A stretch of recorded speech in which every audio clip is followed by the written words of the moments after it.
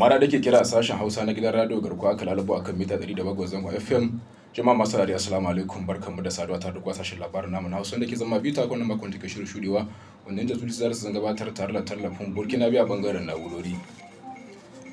A kanan labarin namu za ku yi cewa alƙalumma daga ma'aikatar sufuri ta jihar Maradi sun tabbatar da cewa an samu haɗarurrukan motoci da yawansu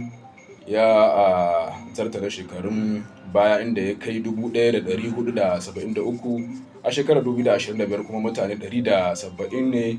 suka kwanta dama bayan asara daban-daban. Kimanin tsabar kudi miliyan 26 da jika 535 ne aka tattara tare a matsayin tallafi zuwa 'yan kasuwan da ibtila'in gobarar babbar kasuwar Maradi ya shafa. Bayan da gwamnatin Nijar ta hana fitar dabbobi zuwa kasashen waje, yanzu haka dai farashin dabbobin ya samu sauki a bisa kasuwa. A wannan lokaci da aka shigo goman ƙarshe na azumi, farashin kankana ya ƙara hambarewa a saman kasuwa a birnin Maradi, abinda ba a saba gani ba a irin wannan lokaci.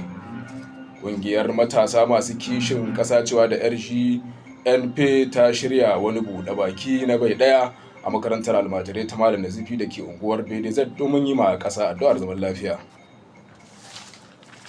Sai a gyara zama domin sauraron cikakkun labarin. Alƙalumma daga ma'aikatar sufuri ta jihar Maradi sun tabbatar da cewa an samu hadarin motoci da yawansu ya kai 1,473 a shekarar 2025 kuma mutane 170 ne suka kwanta dama bayan asarar kaya da ababen hawa da kuma jikkata wasu. Shin ko menene ke yawan jawo wannan haɗarurruka? Salisu Adamu Tunau shine shugaban ma'aikatar sufuri ta jihar Maradi, ya mana ƙarin bayani akai. Abin da ke kawo haɗari nan take halayyar ɗan adam, tunda kaga wani da gangan ga falo yana gani sai wani da gangan yana tafiya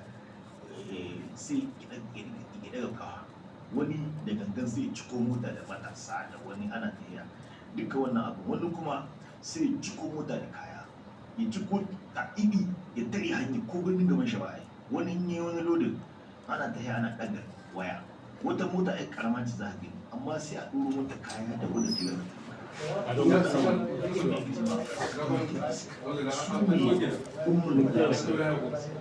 hanya wanda ka zo ka ɗoro kaya wanda ka ɗauki sun kai mita ko mita ko hudu ma ka rinka ce ya za a yi wani ya gida ko kuma ka ɗauko mota da ana tsakar ta sai ta lalace misali na bayan ka zama za a yi ko ka ɗauko mota ta yi kwana ita ba ta shi kwana ba ita ba ta ba sai ta yi duk wanda ke mara ɗina gani ka wuce hanya daga nan zuwa nan kana ganin kullum motoci ga sanan sun yi aksida, kuma ka duke ga babban hanya wanda ke ce ma ƴaƴan nan mai hitowa daga Najeriya ta yi tarihi ka dibo gani kullum ana duke da kaya da yawa masu gari motocin ba ka samun mota wadda za ta ɗauka kaya daidai da nata, tana surcharge mai yawa da gashin mota tsohuwa kuma ga ta yi surcharge, babu ranar da baka zuwa ta mota ta lalace misali. Wannan mota da ta yi lodi na ɗaya in ta lalace sai ta ɓata hanya, dama hanyoyin ba wani yawa gari su kware ba kuma ana taɓata su, maimakon a yi preservance a dinka kula da su sai ana lodi kware, wasu din aka wannan lodin kware din aka samu hadari sai an ɓata hanya ɗari ba ka gani da hanya ta gurgure shi kenan don kaɗan ta gurgure yan bikin impact an abu kaɗan ya same Kun saurari Salisu Adamu Tunau shugaban ma'aikatar sufuri ta jihar Maradi da wannan ƙarin bayani. Kimanin tsabar kuɗi miliyan 26 da jika 535 ne aka tattara tare a matsayin tallafi zuwa 'yan kasuwar da ibtila'in gobarar babbar kasuwar Maradi ya shafa. Mun tattauna da 'yan kasuwar da suka samu wannan tallafi kuma ga rayuwarsu kamar haka. Kasuwa ta kayan miya ne muke cikin babban kasuwa, kuma ina wanki da cin mata yan karkara masu, kuma yau gudunmuwar da aka ba mutane muna godiya 100%, kuma muna ma manyan Maradi ɗan kasuwa da kankana da suka yi nazari suka tausaya kuma bakin gwargwado sun yi, inda wanga da abin da ake ba kowa bakin gwargwado sai a ciko tilan a baka, in Allah bai sa musu albarka ba su albarka,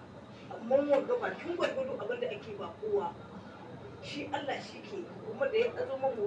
mu tattalin ma kayana sun doye ba mu san kowane irin sakamako ne ya mun, yamma mu kenan yanzu kuma aka zo manyan mu 'yan kasuwa da magana suka yi nazari suka ga dole garin maraɗi ne 'yan kishin garin maraɗi suka yi wanga kotizasan suka yi ta bi wuri aka taro kuma 'yan kasuwa 'yan uwansu aka zo bakin gwargwado aka yi sani kenan sai a ce an gode kuma mun gode musu kuma muna ƙara Allah ƙara tsare mu su ya ƙare mu ta bakin wata mata kenan a cikin rayuwar da wanda suka samu tallafin wannan kuɗi a ibtila'in gobar babbar kasuwar Maradi.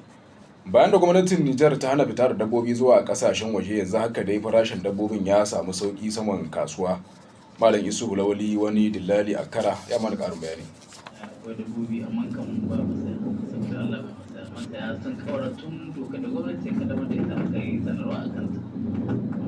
Masaya sun tsaya wasu kasashen su ko kasan mu da masanin ne ake alfahari da mu yan kasuwa da makiyaya ka yan barikan ma yan kuɗi ba su biya daga wata ƙasa ka gani mu kare ai ba mu iya jagorancin abubuwan da za mu iya tuka kanmu da kanmu. Kina dai akwai shanu ga hanya. Akwai shanu bari sosai akwai shanu tun da duka sauran kashi domin Allah akwai shanu mun masaya babu. Tunda sanda aka sai da yawancin satin 500-600 yanzu wallahi 400-300 tana yi mishi wai hana sosai jiya gidan rijima da muka ci wata wallahi kaso kwanci take kaya ga sunan ba masayan su ko kaɗan ba. Mun samu labarin kamar an ce wai sun fara faɗo dabbobin. Yaya gaskiyar labarin? Faɗin ne su hali tunda abin da ka sa abin kasuwa shahadi ai masayi shi ne ke sa farashi ya hau wanda ke fitowa da ƙasa waje dan buwan ga masaya na mana nan gida ba mu alfahari da su tunda misali yanzu kai kana da ni ina da ko kuma karhin ka bai kai yana ko kuma ina da abin sai da ya za a yi ka zo ka sai abin da zan karuwa da shi bai yiwuwa dole amma wanda ya zo da ƙasar waje domin Allah shi ne yake alfahari da shi domin Allah tunda shi ne kuma ya zo a turu mai kuɗi a zo a yi kuɗa da shi ta kasuwanci gwamnati su samu talaka su samu yan ƙasa su samu makiya su samu amma da domin Allah kan abin da ya faɗi wasu ba wani ci gaba cikin ta nan sai dai ina da lafiya ina da yara. Yaya farashi kenan daga na nawa yanzu zuwa na nawa ake samu? Da akwai sun da yake kaiwa na nawa halin sati ɗaya wanda ya wuce da ana samu sa hannun 800-700-600-500 amma wa'annan shanin yanzu wallahi da ke gama 600-700 dukkan ya gudu yanzu an samu kuɗi da yawa 350-400 ba wani to da shi na gidan miji a kowane sa'an da aka yi rana ta gidan miji aka kai shi ran lahadi wancan sati jikka 520 amma shi da aka maido 420 aka sai da shi. Ta bakin Malam Isu Lawali wani dillalin wato dabbobi a kasuwar Karatun Maradi. A wannan lokaci da aka shiga goman ƙarshe na azumi, farashin kankana ya ƙara hambarewa a saman kasuwa birnin Maradi, abinda ba a saba ganin irinsa ba. Shin ko menene musabbabin hauhawar farashin na kankana a wannan lokaci? Alhaji Saminu, ɗaya daga cikin wato manyan masu sai da kankana a nan jihar Maradi, mana ƙarin bayani. Farkon azumi an samu sauki da kankana an sami da ruwa da amma yanzu azumin da kai 20 saboda Allah kankana ta yi tsada. Da can baya farkon azumi muna sayan ta jikka 50 muna sai da jikka 60. To yanzu kankana yanzu gogon kan muna sayan kankana jikka 75 mu sai da ta jikka 80 kamar hawa uku ce ko hawa hudu ma za a ce. Akwai kankana ta jikka 50 akwai ta jikka 60 akwai ta jikka 70 karshen farashi ne gaskiya jikka 80. Akwai ƴan ƙanana wanda ake sai da jikka 30 akwai ta jikka 15 akwai ta jikka 20. Alhaji ya kawo karancinta da kuma tsada. Saboda Allah ga bara mun samu wadata kankana amma bana ba ta da wadata dan bara lokacin wadaka duka sai mun tsaya saukewa sai mun tsaya sauke saboda kayan yayi yawa sai mu ce sai ai kwana biyu kayan kasa ya kare yakin nan sauke na samu to amma bana ko guda bai ba Wanne na ta ba ai sosai ba. to sai inda wannan masu kai noman ta saboda Allah sun ga mana wasu sun samu wasu rasa saboda wani ya sa ta taƙi kuma abin da suke karanta mana Najeriya sun kai ta yada kankana bana saboda can an kai sayanta to amma ga bara saboda Allah yan Najeriya ba su yi tare kankana sai dai a kawo ta na Nijar to kaga yanzu